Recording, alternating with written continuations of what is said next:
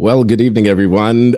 We are here for what is the long anticipated gift podcast. I'm so delighted. I'm Ainsworth Morse. Those of you who have been around for quite a while, you probably know me as that Ainsworth Morse, and I'm so delighted to be with you this evening for the launch of our YouTube page, and also for the launch of this podcast. We're going to be talking about that in a little while. But I'd like to start off by saying to those of you who are joining on whatever platform you're on, just drop us a line. Let us know in the chat where you're joining us from so that we can welcome you, we can greet you, and we can share with you, interact with you during this time. I'm here this evening with some of the individuals that collaborated for the writing of the book, The Gift.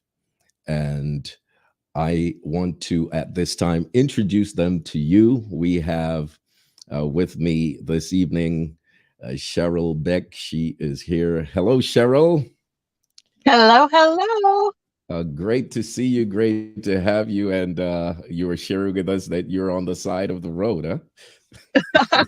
I am. I'm in Delaware with my husband. Yes, unfortunately, with traffic, we didn't get home in time. But, praise the Lord for technology. We can do it anywhere. So I'm happy to be here.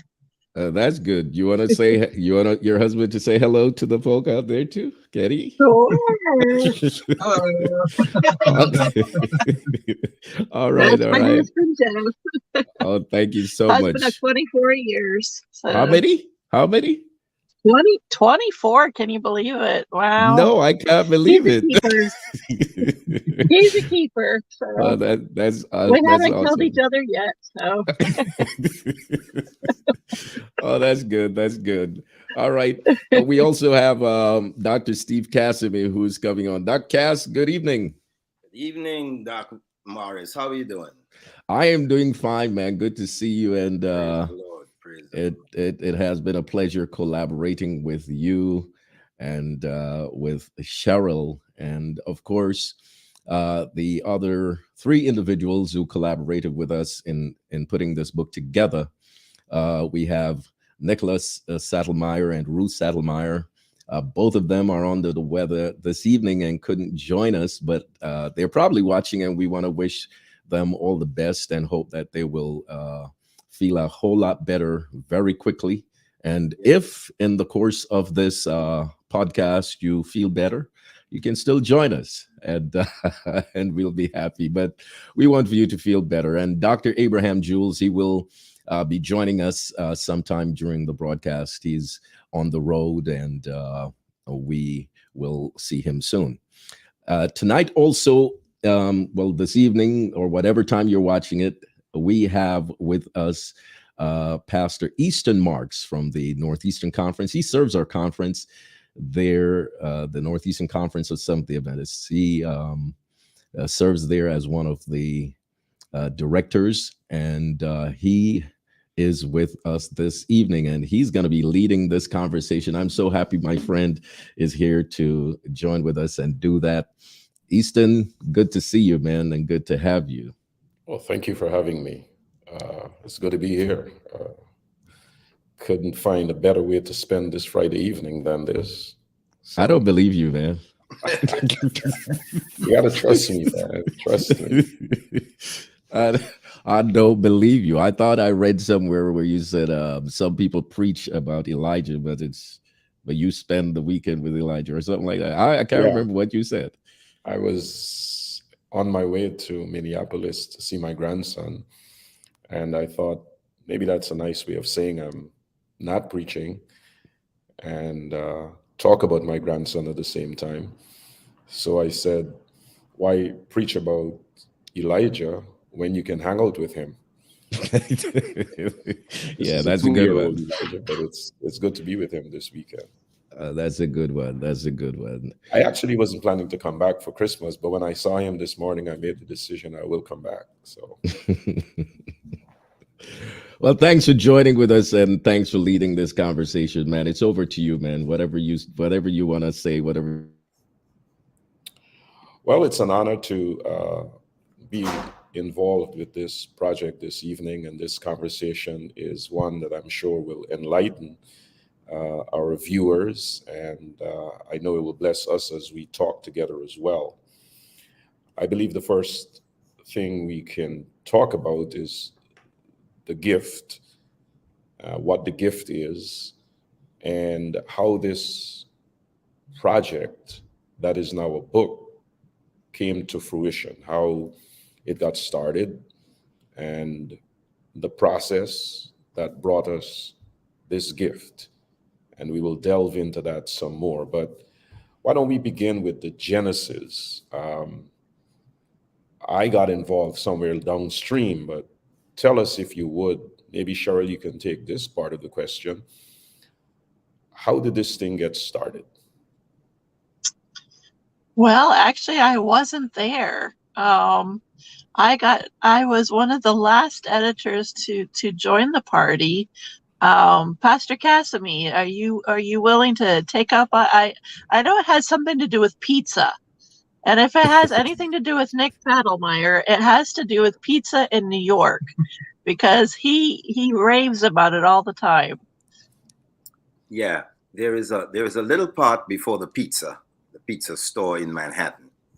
Um, Dr. Abraham Jules and I, just before Dr. Morris came on, we were at my church, but we were at the Grand Concourse Church one day, and we were just talking because he had been a long-term pastor in several churches, and I had been a long-term pastor, and we were talking about getting a number of pastors to write their stories about long-term pastoring in the Adventist church. We were talking about it for some time. And I'd known Nick for some time. I became ministerial secretary working with Nick, had known Nick for many years from Canada. We worked together. And I shared it with Nick. And then Nick decided to meet us one day at the pizza shop, Nick's favorite pizza store in Manhattan. No, not Manhattan. I think it was Queens. Yeah, it was in Queens. But Nick had known those folk for a long time, many years. And while we were there, Ruth was there with us, and we started to talk about this. Nick came up with the idea of transitioning from pastoring for many years, and Nick started talking about the Sabbath, and he was also talking about the family and the Sabbath. And we mulled that around for a while, and then Nick, Nick has a lot of ideas. Nick, you give something to Nick, and he's going to give it back to you tenfold. And so we had several meetings. The pizza really helped to concretize some things that evening in more ways than one. And by the time we left there, we were rolling and talking about the Sabbath and the family. And then more meetings. Then Nick started talking about why don't we just look at stories about the Sabbath? And it morphed from there into what we have today. Keith came in a little later on. We started working together. I think a couple of the other guys, we worked together. And then it developed into the gift. It took a while. It was good conversation, always a great dialogue on it. And we watched it moving like a ship on the water until it finally came into the harbor, and we have the beautiful book that we have now, and it has been a blessing to so many people. Up to today, I received a notice from somebody said, please do another one of these kinds of books, because this has been a real blessing to me. And that's those are the early stages of the book. Very, very early stages of the book. Of course, Nick, Abraham, and I, we had finished the book about essentials of a pastor, the essentials. What was the name of that book again, Keith? Um, but the first one that we wrote. And so this was the second book that we came to, and it has really been a blessing to all. Well, thank you. Thank you. It's really a shame for those who are just now joining us that Nick can't be with us. And he clearly, from your recollections, was the brainchild and the mind behind this. And we regret that he's not well enough to sit with us this evening. Certainly wish him well. So the gift, the book title, is referring to the Sabbath as a gift. Is that how we should understand this? Yes, Yes. I think chapter 1, Nick actually outlines, and it would have been great for him to just be here to talk about that, the Sabbath as a gift. He one day was, as we were deliberating, talking about what the title should be, actually said, the Sabbath is really God's gift to mankind. And that just started churning things over in our minds. And eventually that became the title of the book. Hmm.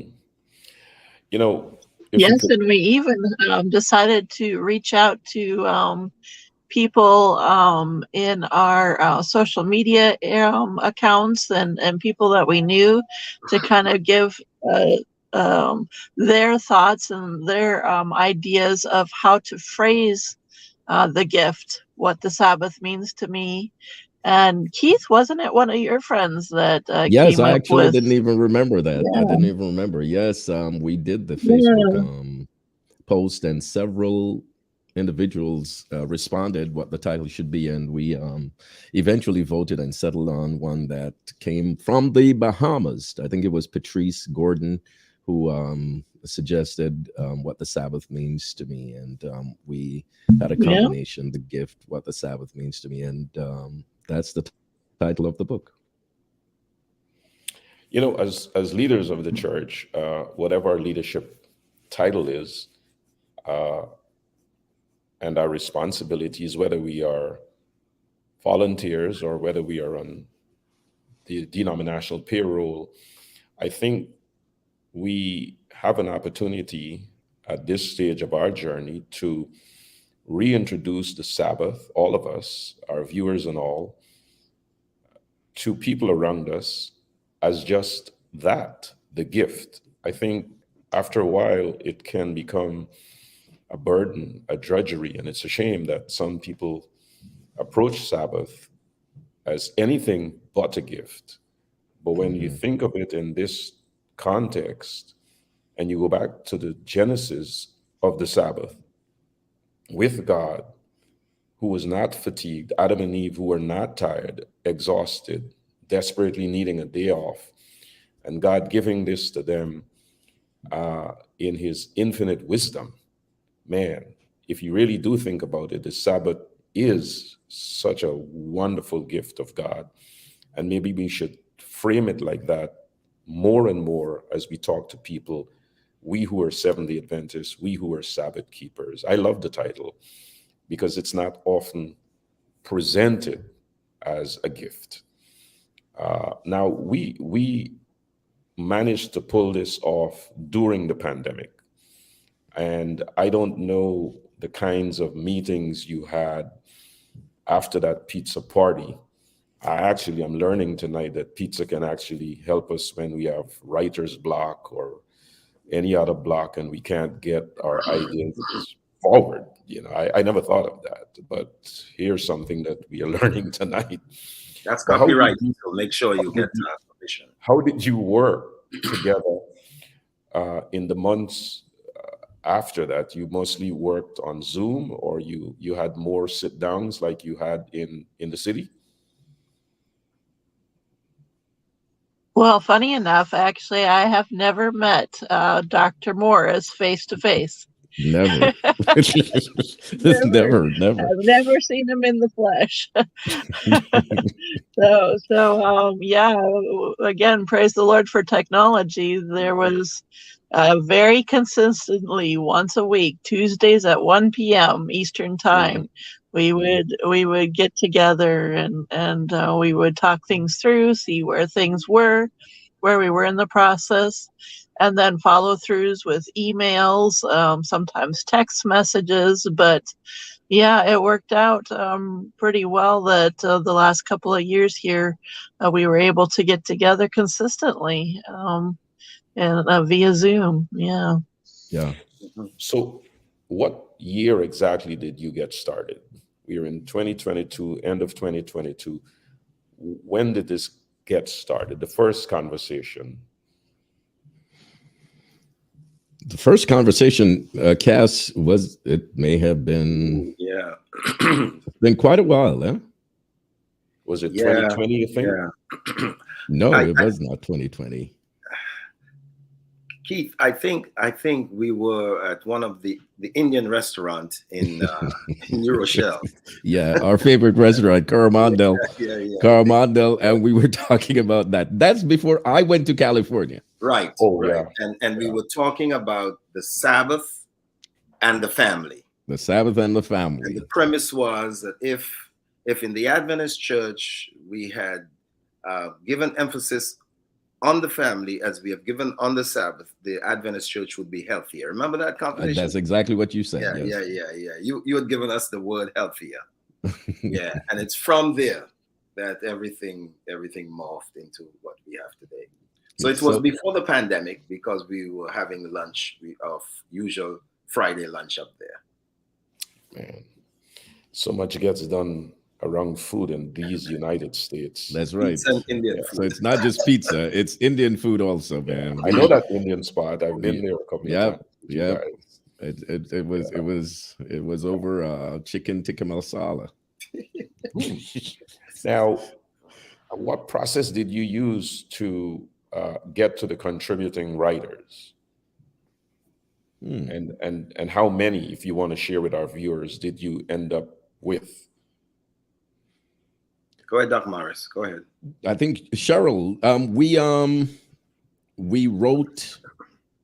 we actually decided that each of us would reach out to different folk that we thought had stories about the Sabbath, and Right. we had a form letter that we sent out, and it had the some guidelines, basically asking them to write about what the Sabbath meant to them, what was their favorite Sabbath, what their favorite Sabbath activity. There were a number of things that they had options on that they could use to guide them. One of the things that we never wanted in the book was for it to be another theological book talking about the Sabbath, defending the Sabbath. We just wanted people to just share freely about their experience.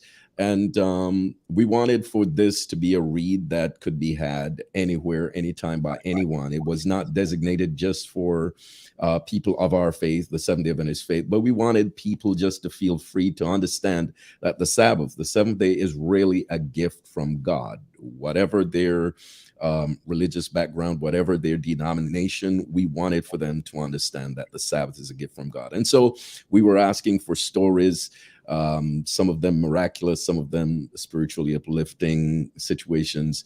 And so we sent that out to a number of individuals. And Cheryl, before too long, we were overwhelmed with responses until we had to just hold the reins because we were getting so many responses from individuals, and we thought, man, this book is going to go up to 600 pages if we don't stop.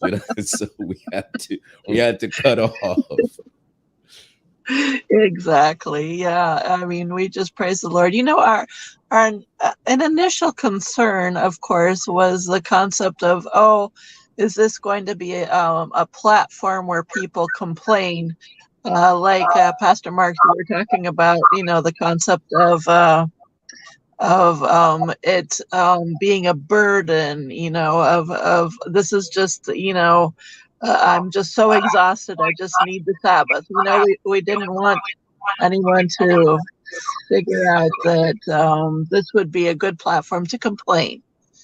But praise the Lord, we all, I can't even think of one story where that we received that we were like, oh, this is a list of do's and don'ts, or things like this. That we didn't have that. It was just a natural, whether it was defending the Sabbath, whether it was appreciating the Sabbath. There were just so many. The Sabbath was just a positive thing in the minds of each of our writers, and we just praise the Lord for that.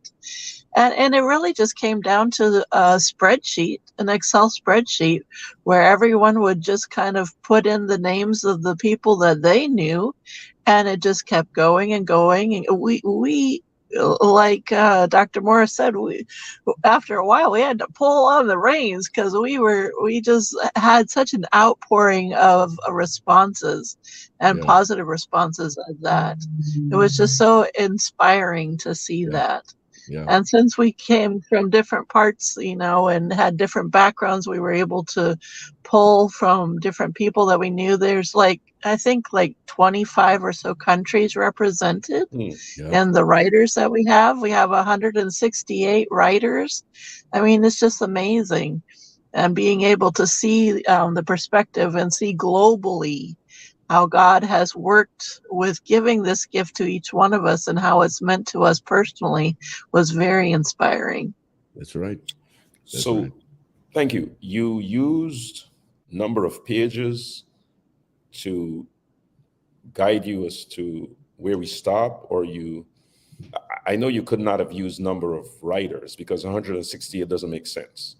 150 would have probably been more like sense, or 100. What guided you on, like, this is it, number of pages? Was it 500 words? I can't even remember. What was it?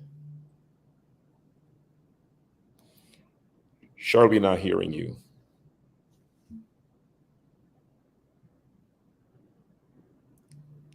We're still not hearing you, Cheryl. Thank you. There I am. I apologize. My tech hubby had to help me out with that. We pretty much gave the author about 500 to 600 word limit on that, and we didn't really have to turn very many people away in the end.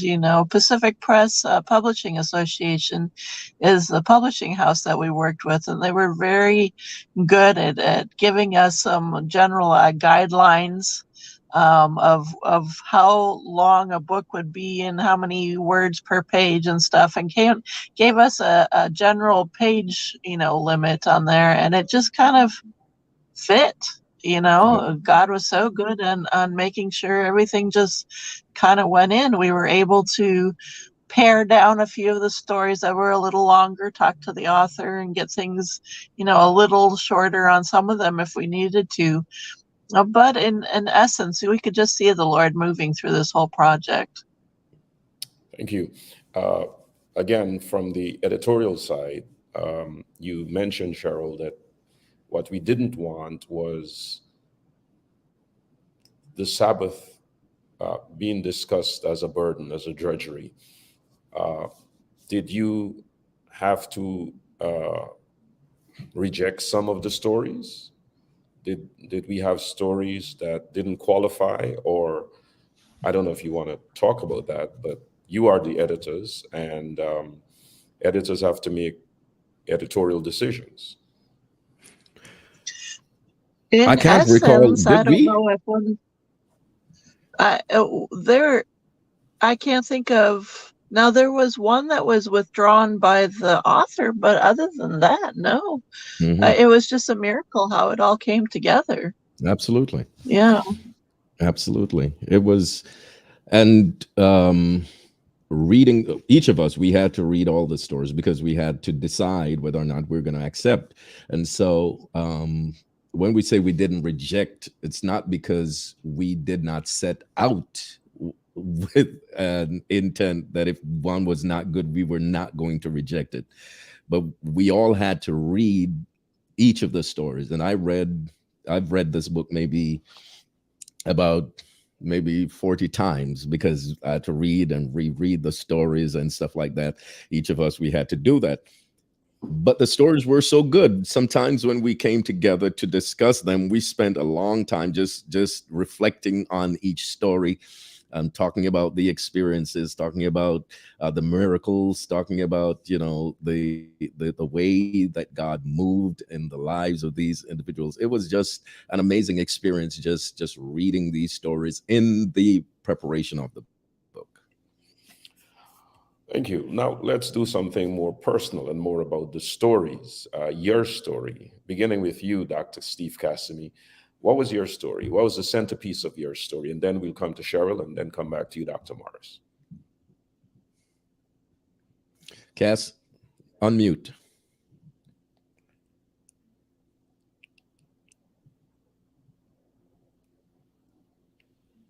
Right, you're good now.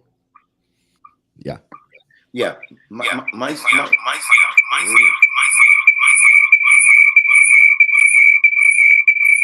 Are you on two devices?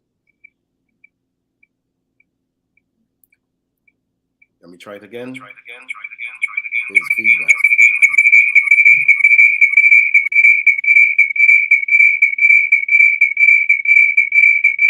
Cass, it seems like you're on two devices. Are you? No, just one. Okay. Let's try. Is that better? No, we still have your echoing. Yeah, something is Easton, going on. go to one. Well, I'll go to Cheryl and then I'll come back to Dr. Morris and then you. What was your story, your entry?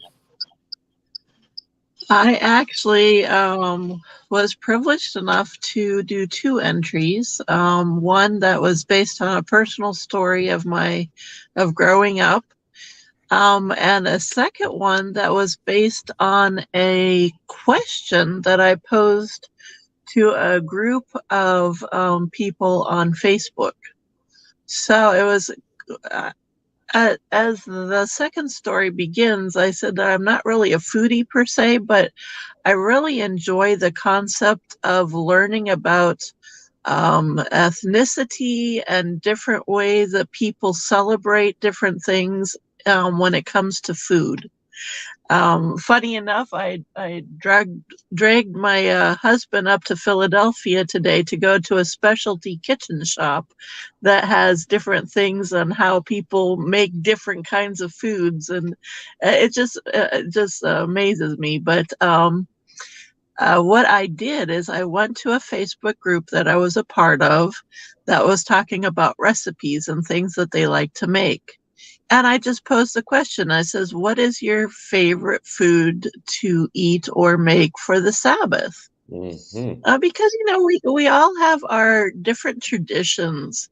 If you think back and saying, okay, when I was growing up, we would always eat such and such on Friday night to bring in the Sabbath, or such and such a Sabbath morning before we went to church, or this meal after church. We all have these fun traditions, and whether it comes from just ethnicity, whether it comes from ease, whether it comes even from boarding academy. There were several people that were talking about this is what they made when I was in boarding academy, or so on and so forth.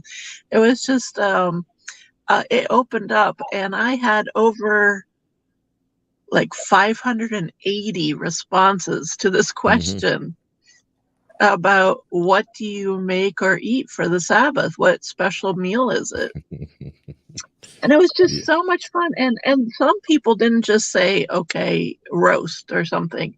They told a story behind it. They said, yeah, this is what my grandmother used to do. And, you know, when I would visit her house, and there were just beautiful stories behind each thing, some of them. And it was just a learning experience and a way to connect with other people, because then some people were saying, oh, that's what I used to do, or, you know, they'd be across the country or even in a different country, And they said, yeah, that's what I used to do too. Or they were just so excited about connecting, making that connection between each other with just food, and traditions. It just kind of brings back, scents, tastes, this nostalgia, this happy feeling of sharing that. And so it was just really fun to see that. And then in the chapter, I forget exactly. I think there were like the top 40. So I went through the 580 responses and tried to categorize them as close as possible and put the top 40 in the list of that chapter. And a couple of the biggest ones you would guess are haystacks and some kind of cottage cheese or special K roast, homemade rolls or bread, baked potatoes, salads. There was just, it was just so much fun to see that. But the top two were definitely haystacks and cottage cheese roast. Nobody said So rice that and was, peas and chicken. Nobody said oxtail. oh yeah. We got those too, of course. But those top two are the ones that I remember. I have the book here. I'd have to check, but yeah, I'm sure that was part of the list. Well, thank you. Uh, Man, it's difficult to hear Adventist stories about the Sabbath and not hear food. Food is always a feature, a main feature. And if you grew up as a Seventh-day Adventist, like I grew up Seventh-day Adventist boy, I think my love for the Sabbath was around food as a kid growing up, and then it went beyond food. But thank you, Cheryl. Uh, Dr. Morris, what was your story? The one or stories if you submitted more than No, one? I submitted one story, and it actually was about um, me resting on the Sabbath. It was just an experience that reminded me that Sabbath really is a gift from God to rest. And without telling the story, because I want folk to go get the book and read all the stories, it was about me going to church one Sabbath and didn't make it to church because I just felt tired and I had to fall. I fell asleep at the side of the road, and God gave me such an experience on that Sabbath that it just hit home to me that Sabbath is a day of rest. If you want to hear, if you want to know more about my story, just go read the book. But it was really about resting on the Sabbath. Wonderful, wonderful. For those of you who joined us after we said good evening and welcome and happy Sabbath, we thank you for being with us. And for the rest of the way, we are talking about this book, the gift of God's Sabbath to us. And with me tonight are three of the editors.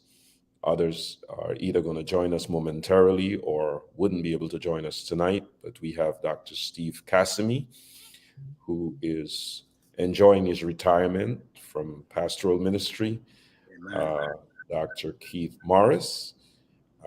They are both in, as I can see, some house or home, room.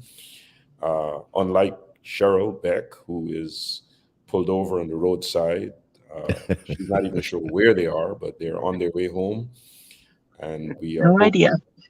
they get home safely, but they got stuck in some Thank traffic you. issues this afternoon on the highway. And that's where she's joining us from. I'm Easton Marks, and I'm in the great state of Minnesota, enjoying this weekend with my daughter, or family, our 2-year-old grandson, whose name is Elijah. And now we go to Dr. Cassimy to tell what his entry into the book, what his story centered on. That's Morris. I hope this thing is Oh, it's still there. Mm. yeah, it's still there. I'm not sure what it is.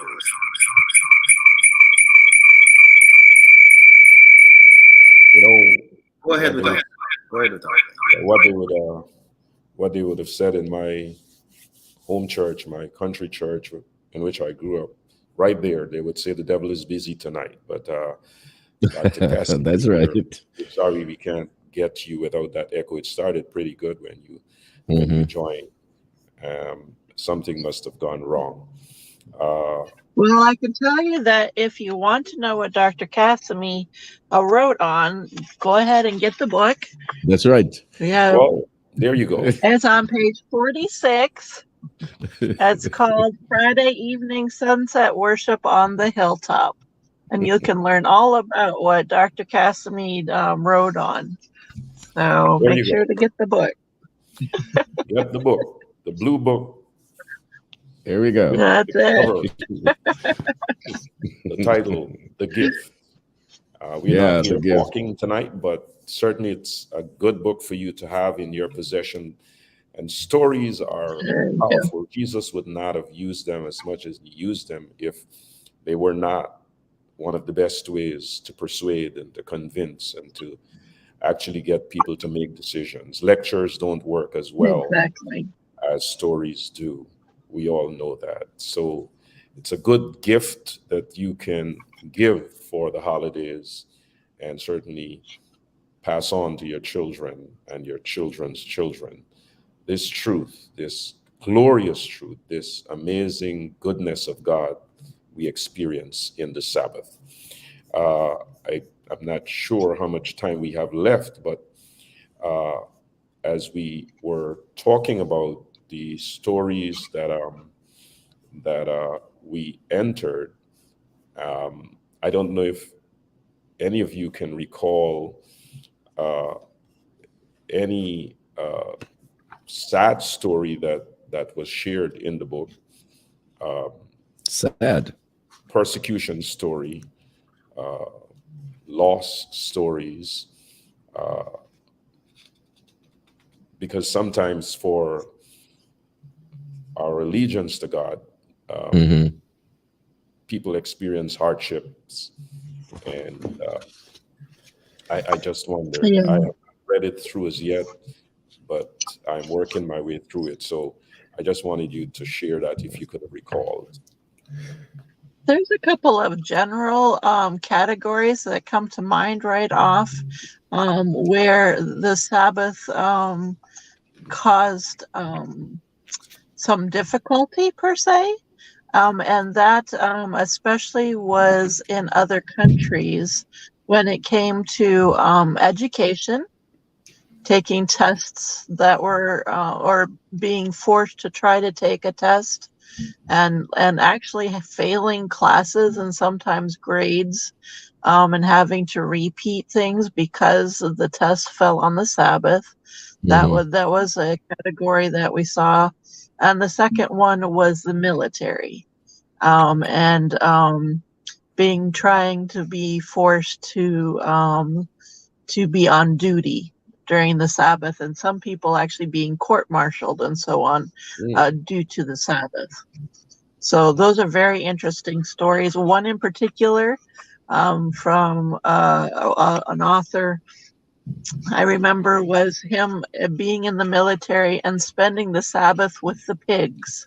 Oh yeah.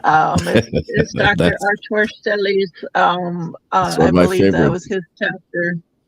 Yeah, because most people didn't want to be by the pigs. They were smelly, they were dirty, and so he found solace and he found a place where he could spend time with the Lord on the Sabbath in that area. So yeah, and it turned out to be a blessing for him that they were smelly and dirty. Yeah. It reminds us, everybody's journey isn't alike. There are people who enjoy nothing but ease and liberty, and there are others who experience the very opposite. And it's just amazing that people still stand up for what they believe in spite of. And we want to encourage anybody who's going through any difficulty tonight related to the Sabbath or generally about your faith and the practice of it to be faithful. God is standing by. I had a story in the book of a loss of a job. One day I lost my job over the Sabbath. It was a summer job trying to get back to college, and I got fired because I didn't work on the Sabbath. And on that same day, I was told I was fired. On Monday, I got a job. So the only loss I had was for that one day. And I really needed that job as quickly as I got it, and God gave it back to me, and I was able to get my tuition and still get back in school on time. We just have to be faithful. That's what we're called to do. Amen. The Yeah. problems Yep. Yeah. just have to be faithful. And that's not a sad story. No, it's not. It was a little stressful, uh, knowing that I needed every day and every dollar, but God showed me right there, I can Uh-huh. handle this. You can lose a job and I can take care of you. Yeah. Yeah, and Cheryl actually said it best. There's actually a section in the book that deals with miracles and situations where people were severely tested, and God came through for them. You have people giving up, um, like she mentioned, their military career, individuals who gave up on their soccer career that they would have had. Probably some of them would be playing in the World Cup, but they gave that up for the cause of the Sabbath. We even had, and we didn't mention this earlier, we had some very young ones writing. The youngest person at the time to write was 10 years old, and the eldest person was, I think, over 80. So we had a cross section of experiences.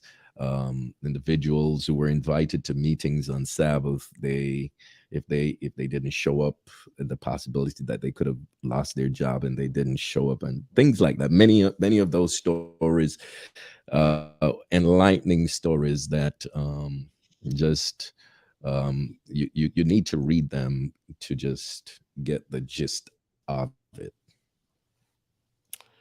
All right, let's go around again and have perhaps a parting word from all of you.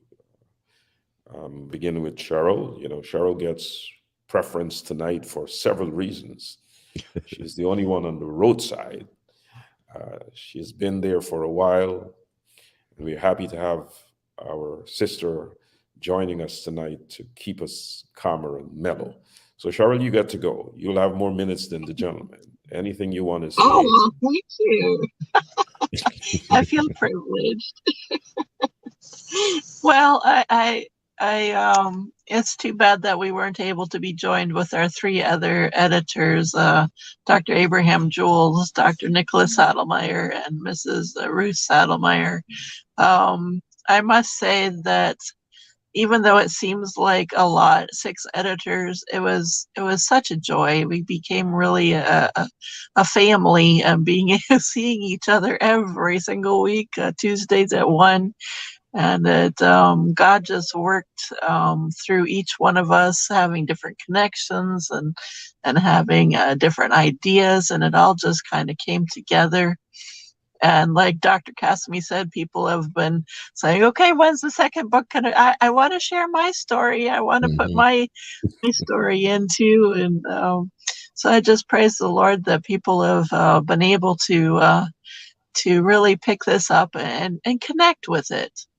Because Mhm. as you mentioned, Pastor Mark, at the beginning, it is a true gift. God gave us this that happens every single week, and sometimes we take that for granted. But we just praise the Lord that we actually are connected to millions of people around the world as a huge family because of this gift that God gave us. Mhm. Something like you said, the Adam and Eve were not exhausted and needed a day. They That's they right. had just been created the day before. This is a time where we as a family can get together and rest and become closer to Him and become closer to each other and just thank the Lord for all that He's given us. Absolutely. Thank you, Cheryl. Thank you very much. Dr. Cassamy,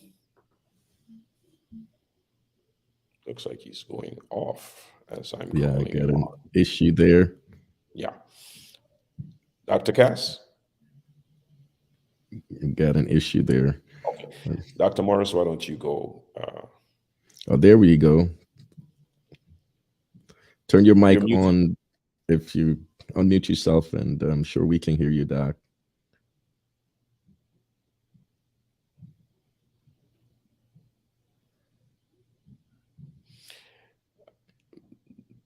Dr. Cassidy, you're muted. Okay, while he's unmuting, um, let me try to remember the question again. Oh, I was asking for closing comments, anything you want to say encouraging beyond the need for us to, try to get a copy of the book, but just to encourage our viewers in their journey. The Sabbath has a way of transforming individuals, and several of the stories in the book, um, they speak to the transformative nature. Individuals who uh, were simply living their lives, they encountered God's gift of the Sabbath, and as a result of that, the entire trajectory of their lives changed. One of the stories in the book is actually entitled "My Transformative Experience," and it spoke about that, how the Sabbath being a part of that weekly experience took over the life. And I personally, I look forward every week to the Sabbath. It's just that high point, and I get excited when the Sabbath rolls around. I know I can interact with like-minded individuals in worship, and I can share in the goodness of God. I remember when I was growing up, Sabbath was an exciting time. That's the time when the best meals would come out, and I still look forward to it, because this is still the time when I can enjoy an awesome meal on the Sabbath and just share, relax, and worship, rest, rejuvenate, be revived and recharged. Thank you, my friend. Thank you. Dr. Steve Cassimy. We tried to get him unmuted. Yes. We're still having that sound. Don't bother. Next time. Okay. We apologize that technical challenge persists. But thank you all for sharing. As Cheryl said, we regret we couldn't have had Dr. Jules and the Saddlemeyers tonight. Dr. Jules was going to try to get on, but he evidently didn't make it on. And Dr. Morris, we thank you. Cheryl, thank you. Dr. Steve Cassimy, thank you for your contribution. We heard some good minutes from you. And I want to express my gratitude to you all for allowing me to be a part of the project, a little fraction of it, but it was a blessing to me. And to all our viewers, wherever you joined us from tonight across the United States, and I do know we have some of you viewing from territories in the Caribbean and Canada. I noticed those, there may be others. Thank you for joining us. And we want to wish you all a very peaceful Sabbath. Whatever you're dealing with tonight, whatever loved ones might be going through that represents a burden on your heart, please allow the peace of God to flood your soul and be rejuvenated during the hours of this holy day of rest. From where I sit, I am so grateful that God used our adoptive grandparents to bring us into awareness of the 7-day Sabbath. We were little kids. Our parents were not Seventh-day Adventists. And I've told a story in a different context recently, mostly about Sabbath school and how I became an Adventist through Sabbath school. But our adoptive grandmother was willing to babysit us during the week so our parents could continue their employment, mom and dad. And she made one deal. That is, she'll keep us Monday to Friday if she gets to keep us on Sabbath so that we can be in Sabbath school. And what a gift that was to our parents who became Adventists later, and to us and our families, that at that tender age, we discovered the joy when others looked at us as though we were weird folk going to church on Saturday when everybody else was busy doing other things. There were times when we were growing up when I wished we didn't have to keep the Sabbath on a particular Sabbath, when there was cricket or some sporting activity that I wanted to be involved in. But man, I remain grateful to God, even as a pastor. And on Sabbath, some days we can't catch a breath or a break. But even as a pastor, I believe I feel very, very blessed by my work on Sabbath. Something about working on the Sabbath is far more uplifting than anything I can do during the course of the week. So whatever challenge you face, whatever experiences you've had in the past, and whatever you have going forward, please relish, delight, celebrate this gift of God. I'll go back now to Dr. Keith Morris and thank him again for the opportunity to share with you tonight. Thank you so much, Pastor Marks. Thank you so much, Cheryl. Thank you so much, Doc Cassamy. We're going to fix that issue that we have there so that next time we're able to hear a lot more coming from you. But for those who joined us, we're really appreciative of your spending the time with us. We see you. A number of you made comments, and we really appreciate the comments you've made. Some of you are asking, where can the book be found, if it can be gotten through the Adventist bookstore? Yes, you can get it at the Adventist bookstore. There are several of the physical stores that have them, and it is also on the Adventist Book Center online. You can go there and purchase it. Actually, if you just type "The Gift, What the Sabbath Means to Me" in Google, you will be directed to where you can find it. It will send you either to Amazon, to Barnes and Nobles, or to the Adventist Book Center, and you'll be able to get the book.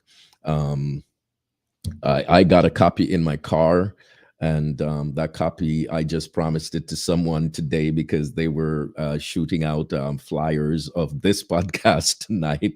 And so I said, because of your work, I'm going to give you a copy of the book, and it's in my car. I only have one other copy in my possession, and it's right here in my house. And I'm going to be keeping that one. But there are several available. And for those of you in the Caribbean, you can go to your ABC, the Adventist Book Center, at the conference, wherever you are. If you're not at Seventh-day Adventist, the Seventh-day Adventist headquarters, wherever you are in the Caribbean, just go and let them know you need a copy of the book, The Gift, What the Sabbath Means to Me, and they will find a way to get it to you. If you're in the North America, you can get it online at the book stores. If you're outside of North America, in Europe, the same process. We're going to have a way that you can get this book, because we do believe that everybody should be reading these stories. And I know that you will be blessed. Once again, thank you all of you who joined. Really appreciated your coming on to spend these moments with us. And we're going to be doing our best here on out to get you familiar with the people who told the stories, the authors. We want to talk with them and get the story behind the story so that they can share with you. So we want to introduce them to you. So look out for these interviews that are going to be coming, and we're going to be posting it to that YouTube channel. The YouTube channel for this is the Gift Podcast. The Gift Podcast. You can find that YouTube channel, and we're going to be posting a number of different interviews and stories from the authors. Until then, God bless you. We thank you again for joining us. Please share this podcast, this live stream, and share the YouTube channel with your friends so that they can also join and watch. Have a wonderful Sabbath, and may God richly bless and keep you.